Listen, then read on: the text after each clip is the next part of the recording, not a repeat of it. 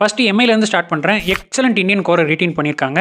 75 கோடியில் ஒவ்வொரு பைசாவும் கண்டிப்பாக வர்த்து. அன்ஷுல் கம்போஜ் ஆர் பியூஷ் சாவ்லா மேலே ஆர்டிஎம் போட்டாங்கன்னா அவங்களோட பவுலிங் இன்னுமே ஸ்ட்ரென்தன் ஆகிடும். நிறைய ஓவர்சீஸ் பிளேயர்ஸ் தான் அவங்களுக்கு தேவைப்படும். Opening, fast bowler, spinner, spin bowling ஆல்ரவுண்டர்ஸ்னு நிறைய ஓவர்சீஸ் பிளேயர்ஸ்க்கு அவங்க ட்ரை பண்ணுவாங்க.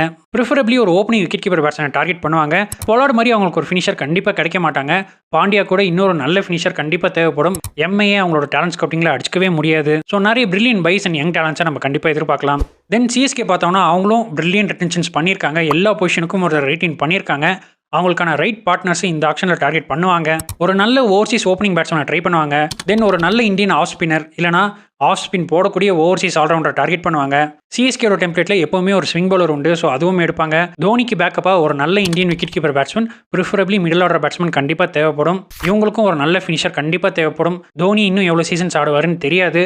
ஸோ இந்த ஆக்ஷனில் CSK has to find their backups.